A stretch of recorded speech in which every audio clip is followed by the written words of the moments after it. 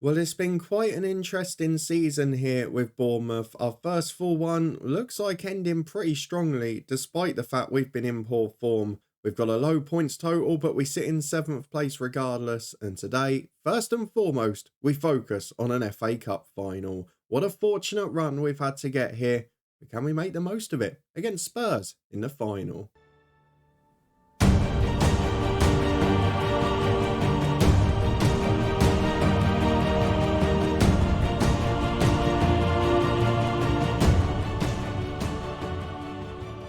Yes, hello and welcome along to part 59 of the Head Coach with me, Daniel. We have so far this year had an Asian Champions League final, but this one might just about trump it. The English FA Cup final against Tottenham Hotspur, a side that are below us in the league at the moment. That might not be the case after next week though, and a side that have not been at their best this year but still have a chance to win a trophy. It will probably also determine whether we're in Europe next year or not as well, because looking at our final Premier League game, it's going to be a tough one away at 6th place Everton. They're still battling for 5th as well. And of course, if Spurs win the FA Cup while finishing below 8th, then 8th will not get Europe either. And given the fact we're unlikely to hold on to 7th, especially given our recent form, that might be a double heartbreak for us in this one. So if you're looking forward to seeing how we get on in our first major English Cup final, you all know if you've been following this season, we've had an incredibly fortunate run. Tottenham in 10th in the Premier League are the highest placed team we've faced in this whole run. We've played 2 Premier League teams from the bottom half and then loads of lower league opposition at home. It's been an incredibly fortunate time. So if you're looking forward to seeing how we get on, please do chuck a thumbs up on the video. But before we go and get into all of it, the FA Cup final and our final day in the Premier League, let's go and have a look at the schedule for what's been going on, because we have not been in very good form. You were with me last time for the FA Cup semi-final as we nicked it in extra time thanks to Dominic Solanke, that after a 1-1 draw against Crystal Palace, but since then we've lost 3 out of 4 and somehow still not lost 7th place in the league. We lost 3-1 at Arsenal. Victor Siganov with the goal for us, but it was a consolation. Erdegaard then got a third afterwards. And guess what? Benoit Badiashile scored against me. My bogeyman from FM23 is delivering again this year too. An awful 2-0 defeat at home to Hull, a really poor performance. Sayed Manesh, a man who's left in real life, has scored the goal there to make it 2. We did get a 2-0 win away from home against Leicester. Good goals from both of our strikers, just stopped any threat of a goal drought, particularly for Leonardo, who hadn't previously scored, I think, since the start of March against Spurs. Maybe that's a good omen. We lost 1-0 at home to City last time out, though. That game probably expected to end that way. And we did rest a lot of players for this cup final. So everyone's fresh, but we're not particularly in form. We just need to hope we can do it the ugly way. We've had a lucky run in the cup. We've played every game at home, then a bottom half side in a semi-final at Wembley. Now in the final, we play a side below us in the league, which is both a miracle because we've not been as good as them, certainly going forward, but also is quite fortunate. So let's go and see how we get on in this one, as everything else is looking pretty good. We've just got to hope that we can get over the line. If we can win it, we'll try and do a runner in the summer, or the club's problems will be fixed by Europe. But looking at the Premier League this weekend, there are some other sides in action. They've all dropped points. Leicester lost at Burnley, who are 16th. Palace won at home to Hull, but they lost the week before. Spurs, of course, aren't playing because they're against us. And Everton won away at Newcastle, which is actually pretty important for the final day because they've now got 5th to play for and will probably not rotate as they might have previously. So let's go and get through the tactical meeting. There are a couple of players to close down, and they're originals, Kulusevski and Pedro Porro. They've still got Bentancur, Basuma, Romero. It's a fairly settled side, isn't it? They've got the wonder of Evan Ferguson up front, who I'm sure will be able to do a decent job. So let's go and make our changes. It's going to be all change from last week's league game. Hopefully we've got everyone fresh and fit. We'll be back in a minute to run through the 11. Well, here we go then, and it is basically full strength today with just the cup-tied Schmidt in defence unavailable. Scott is back from injury. He came off the bench last time. Not sure that he's really fully fit, but we're going to give him a go anyway, just because he's so much better than anyone else in that midfield. The big decisions though, Siganov on the right-hand side ahead of Ferret Aslan. Leonardo starts up front instead of Solanke, both on the same number of goals this year. And then also in defence, we've had big decisions to make. We've left out the experienced Mendes, who's playing okay. We've gone for Sturgeon in the middle of the back three, who this season generally has not let us down. Let's go and get into it, the FA Cup final. It is Karnazeki in goal with Mepham, Casale and Sturgeon the back three. Doigan Aaron's the wing backs with an unfit Scott alongside Adams in the middle. Siganov, Fernandez and Leonardo the front three. And Spurs, the team line in our wake. Are they going to be Spursy for us in the FA Cup final? Or are we going to get fan wanting this time? I think what we should do as well, as Simone Inzaghi is in charge, and they've made a lot of changes from their league game as well, is have a quick look to see, have they won any trophies so far in this save? Because that will be pretty impactful. Not in the Champions League, not the Europa League. They were runners-up in 2026. They've not been in the top three of the league. They've been runners-up in the FA Cup 2026. They did win the Conference League last year. Okay, so they have got a trophy under their belt. But that is the only one, to be fair. I'm looking at their bench as well. They've got the likes of Papi Sarr, Victor Gyökeres, a good player as well. This is a tough test. They're a side that, in my opinion, are underachieving based on the quality they've got. Siganov looks stressed. I'm not quite sure why. I want you to go out there and make me proud, but it seems like he just wants to bottle it.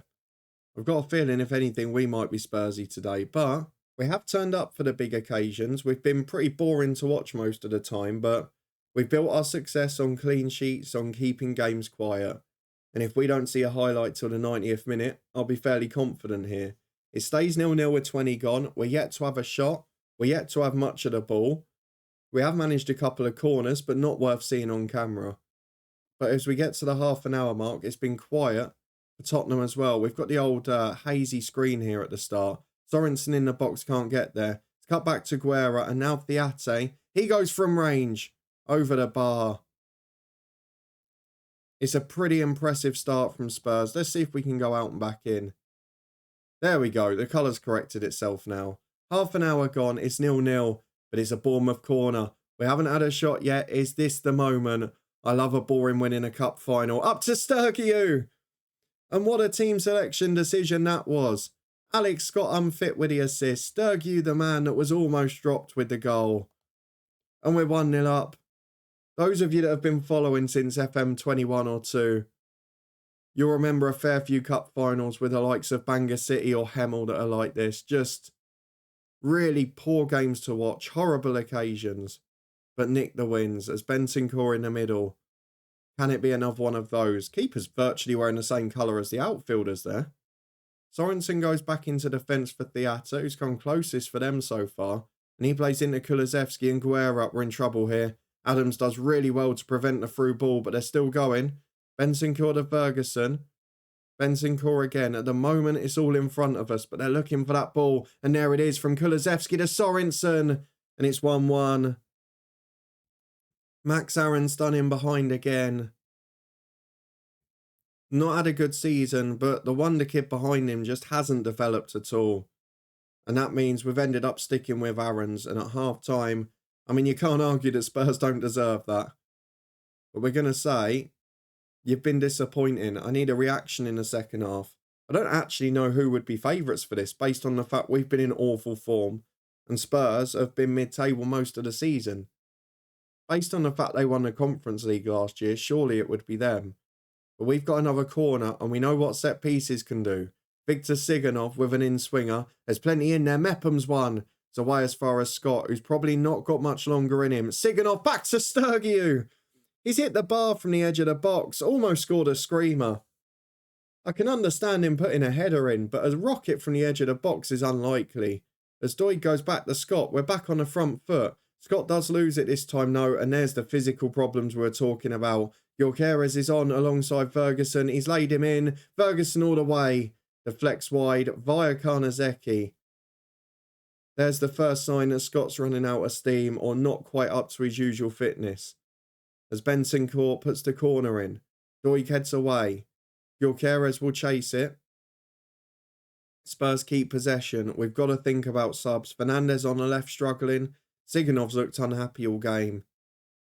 I'm not sure what changes we make here. Do I go for Big Dom Solanke, who's so often been the hero? We might need one in a minute because Kulusevski's in. Karnazeki saves us again. To think that Karnazeki was the most out of form player at the club when we got here. 18 months later, he is the key man. Headed away again for another corner. Our goal is living a charmed life now. We're living dangerously. The game's virtually been played exclusively in our own box. And Bentancur's got another corner to swing in. To the back post. Doig heads away.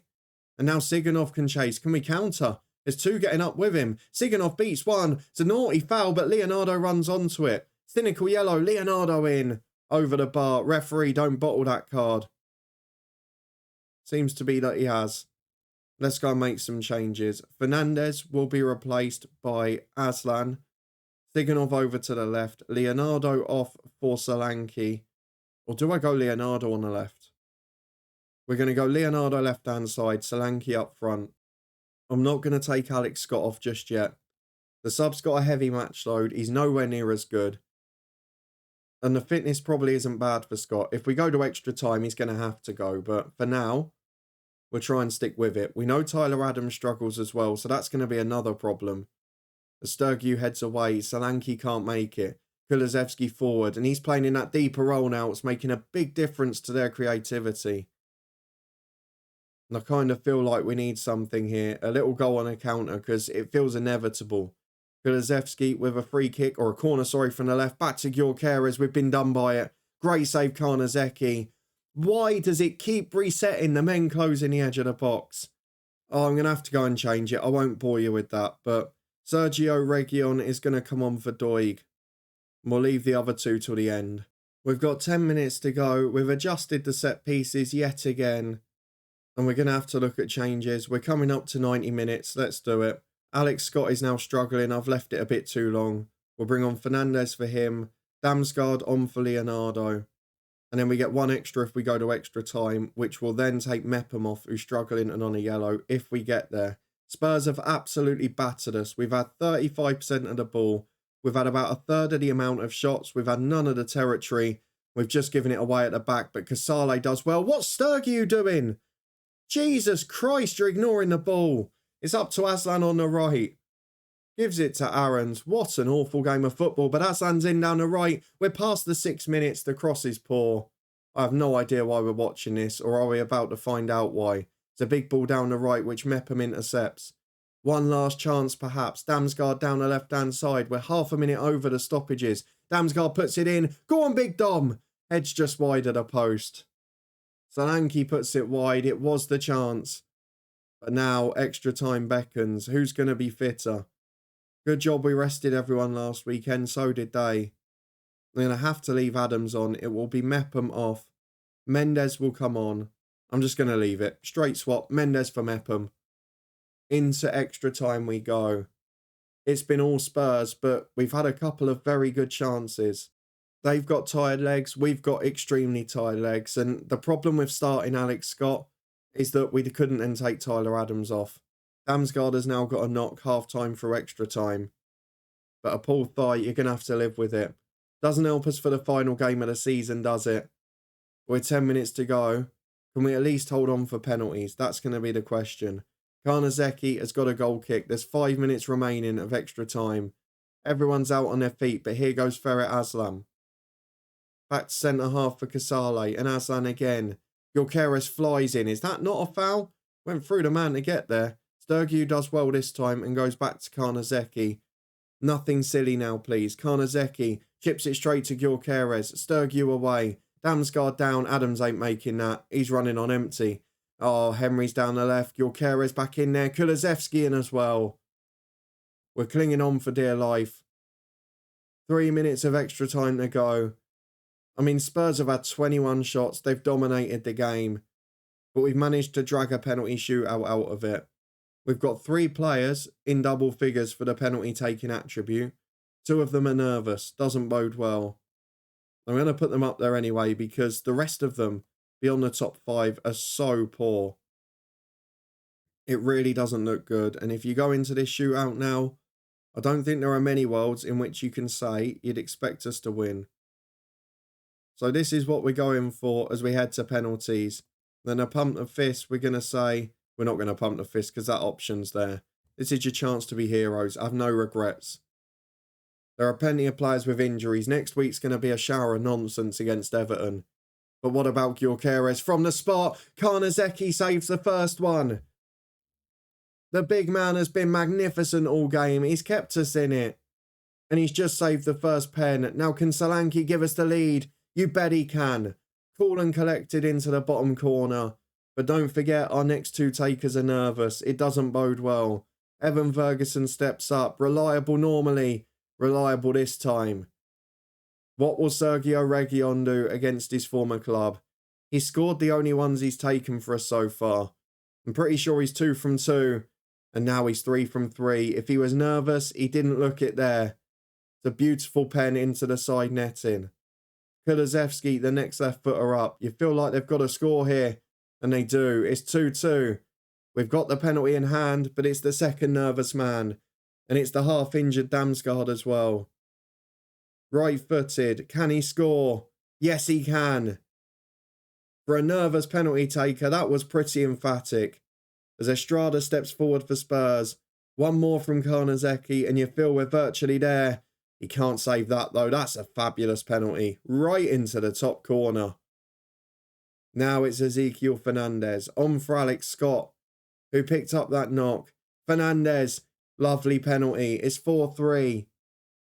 Now all we need is one of these two penalties to go our way. Bentancur v Karnazeki. Anything other than Spurs scoring here. And Bournemouth have won the FA Cup final. If he does score it, there's a lot of pressure elsewhere. And he does score. Who's our fifth taker? Was it Sturgeon, I think? And the centre-half had a rating of about 8. I mean, he scored the goal to get us here. He scored the header in the first half. And now he comes up against Simon in goal. It's the penultimate game of his loan. He scored in the FA Cup final. Can he score the winning penalty? You bet he can. Sturgeon wins the cup for Bournemouth. Spurs have delivered again when it matters most. They've gone Spursy. And Bournemouth have won a trophy. We have not played any side in the top 9 of the Premier League. We've gone the penalties against the 10th side. We struggled against Hull in the bottom half. And we won several home games against lower league opposition. It is the FA Cup run we all dream of. But we've made the most of it. Karnazeki's the hero. And Sturgeon, a goal and a winning penalty too. What a way to finish a loan spell. The pressure is off for the final game of the season. It don't matter where we finish now. Bournemouth are going into Europe because of an FA Cup win. And after failing in the Asian Cup final, or the Asian Champions League final, sorry, we have now got our first trophy at a save. And that, well, we technically won a league or two with Gifu, didn't we? We won the second tier there, didn't we? But this is a pretty remarkable moment. Bournemouth lift the FA Cup. We're running on empty. There's a lot of people injured. We'll see who's fit next week when we return for our season closer away at Everton. Well, as we return for fitness test time on the final day of the season, I feel this graphic here is a real indicator of what Mike Phelan has done in this Director of Football Challenge, because when we came into Bournemouth, they were hemorrhaging money. They weren't making money on transfers, which we'll probably lose a couple to release clauses this year, but certainly for huge profits.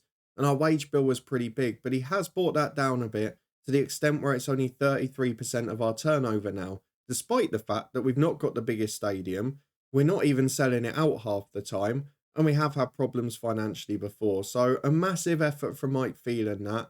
But if we get through all the other stuff, there's a lot less pressure on us today.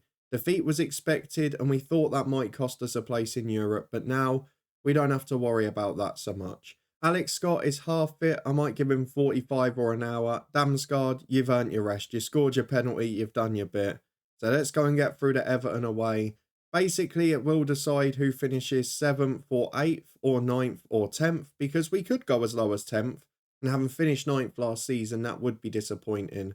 But actually, I think the only way that's physically possible is if Leicester and Palace draw, because they're in 8th and 9th, and if they draw, they're both above us on goal difference if we lose. So as long as one of them wins that, we'll match last season's total. And who cares? We've won an FA Cup. So let's go and look at the team we can put out today. Of course, there are a few tired legs. Tyler Adams is running on empty. So we are potentially going to mix things up a little here. We'll be back in a minute to run through the team. Right then, nothing crazy for this one, but we have made a few changes and just brought down the average age of the squad a bit. So out go the likes of Tyler Adams, Victor Siganov, Chris Mepham and Max Aarons, who are all in their 30s, and in for them, young Schmidt, who was cup tied for the final, Ollie Byrne, the wonder kid, who's not really been training or developing, Ezekiel Fernandez, who is not great but is fit in midfield, and of course young Ferret Aslan, who came in January and is really improving already. So might have to worry about his wage rise and potentially losing him as well. So if those changes made, you know what the 11 is going to be. Same formation, same setup. On the bench, I've added young George Rowlands, who's featured a few times this year and done pretty well at the signing from Barry. Brassia and the injured Damsgaard, the only two to miss out. And I thought about putting Mark Steele in goal as well, but because of injuries, he's actually played quite a few games this year. So for Karnazeki, who's riding the crest of a wave at a minute, he deserves to come in and play the final game too. So let's see how we get on with this team. Scott will come off for Adams at the hour mark. Then we'll bring on a few of the other younger subs if we can. But for now, let's just enjoy the day. The FA Cup champions are off to Goodison. Well, a strong Everton team, a side that seem to become excellent in every save this year. They're in the top six. They're going to Europe again. Ralph Hasenhüttl in charge. They've signed the likes of Raya, Tamori, Shaibi, who we nearly got in January, didn't we? And Jorge Luis, who's a big goal scoring threat up front. They've got the likes of young Archie Gray, who they've bought through here. And they've still got plenty of originals too, in the shape of Branthwaite, Godfrey, Anana, Garner, etc. Dwight McNeil out on the left as well. So let's just go and get through to this one. They are missing their young star, Phil Roberts, who's caused us problems before.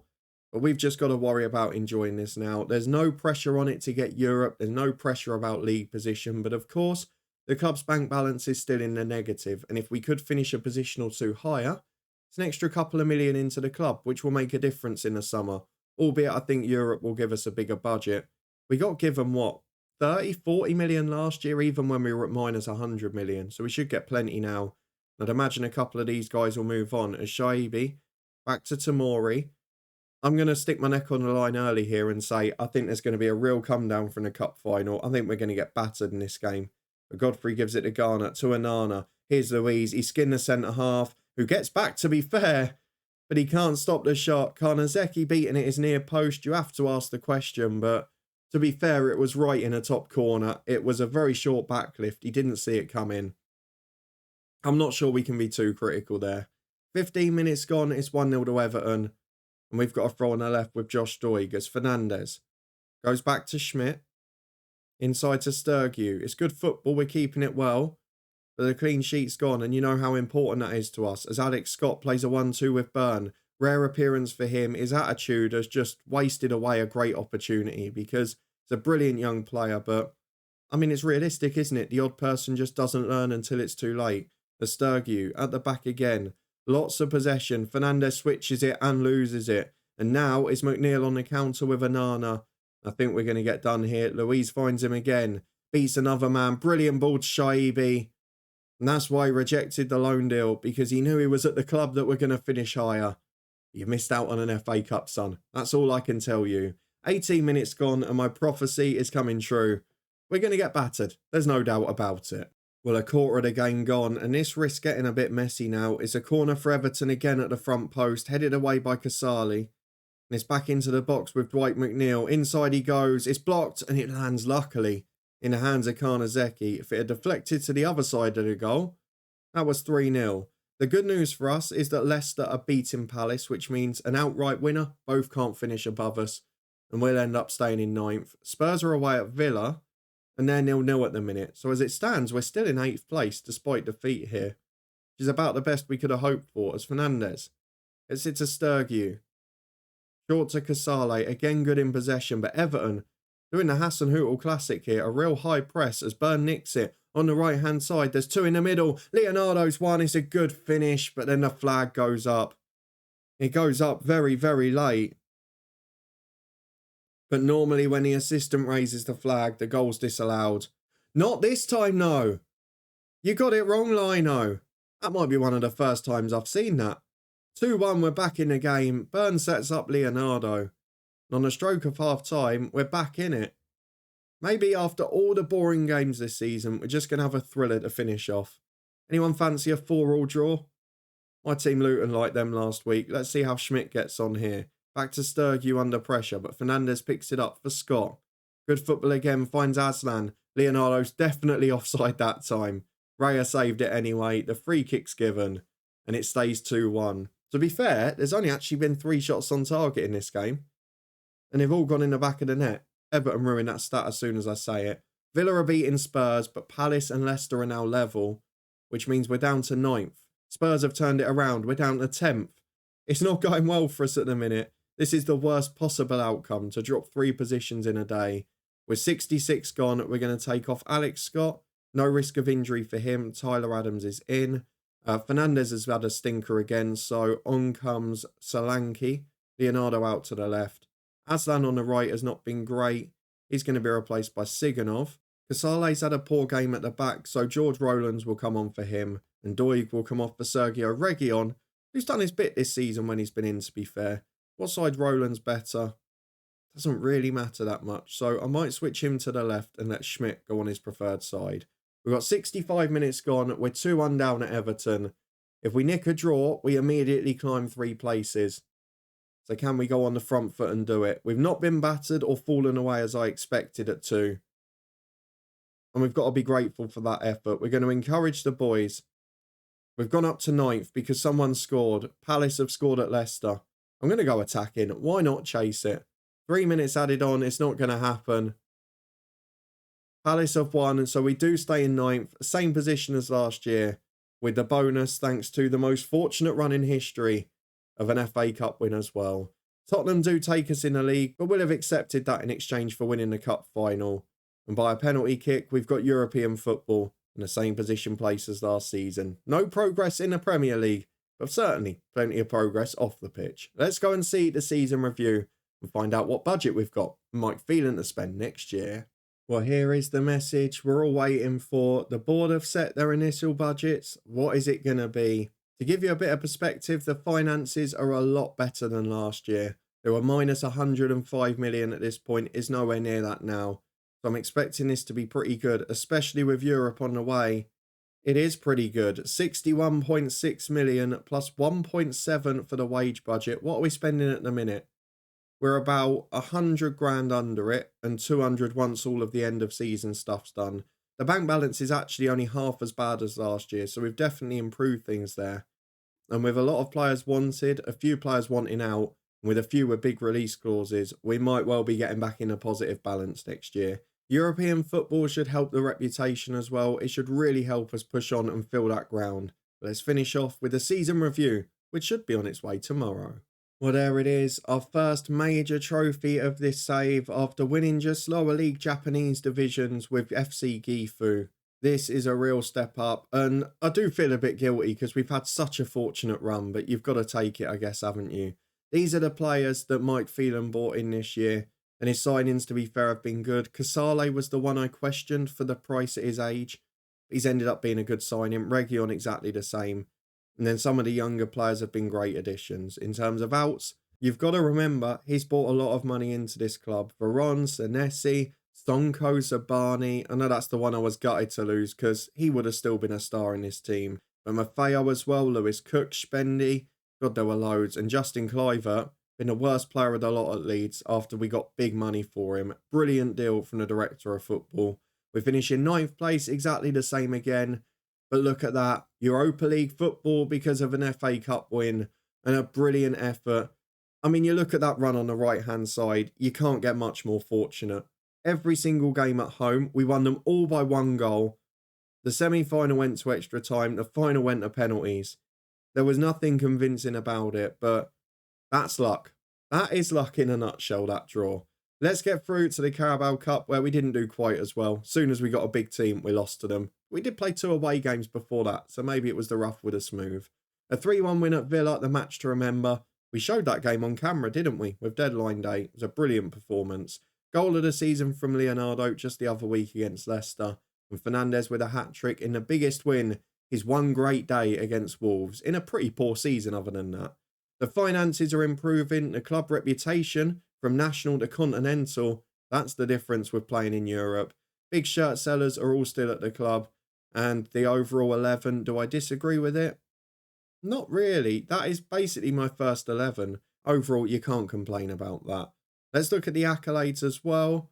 Alex Scott, fans player of the season, 14 clean sheets for Karnazeki, and the youngest and oldest goal scorer. I mean, we've done a lot of things this year, haven't we? But overall, it's history in the making, and Karnazeki and Sturgeon, between them, the heroes in the FA Cup final. What a season it was for both me and the club.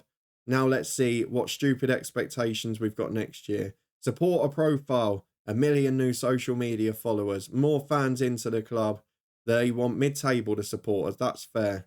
The board, they want mid-table in the Premier League or latter stages of the Europa League. Wow. Let's not worry about enjoying our first season in Europe. We want you straight in the latter stages. No pressure there.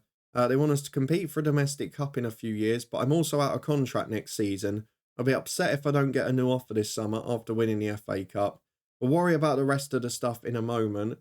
Just want to see out of curiosity if there's any jobs about. If there's a massive one, I might have a little go at it and see how we get on, because we mentioned it at the start of this save. Our reputation has grown so quickly, purely on the basis of our success in Japan, and the fact as well, you've got to bear in mind that we've been able to get our coaching badges because Japanese football have money in it. So the biggest jobs available at the moment appear to be Stuttgart, who finished 7th in the Bundesliga, which I would assume would get them in Europe. Yes, it does. They'll be in the Conference League. So they're a pretty big club, but is it a step up or a sideways one? And then Sporting Lisbon, who are 5th in the Portuguese League, and that I presume will be Europa League. Yeah, they're not going to be in the Champions League.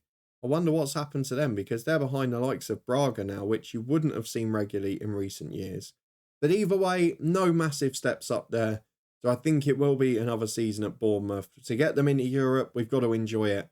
If the summer starts poorly with Mike Phelan, not that there's been any suggestion from him so far that it will, I might have to think about other alternative routes. But for now, if you enjoyed this one, a fortunate FA Cup run finishing with a horrible game nicked on penalties, then please do put a thumbs up on the video. Let me know what you think Mike will do. Will he give us a big enough squad for Europe? Or are we going to be relying on some of those youth players as well? If you want to stay up to date and find out the answer, then please do subscribe and turn that notification bell on. I'll leave you on this screen so we can bask in the sunshine of our FA Cup win. But thank you very much for watching. We'll be back with Southend United tomorrow. Things are a little bit trickier in that save. And of course, we also had our one-off special on Sunday, an investigation into Northampton Town in this year's game. Check that out in the eye above, alongside some of our other specials, guides and experiments. There's also links there to the football podcast and the Twitch channel too. But thank you very much for watching, for being here as always. And I'll see you back here next time as we return for a summer transfer special. Europe incoming. What squad will Mike Phelan give us?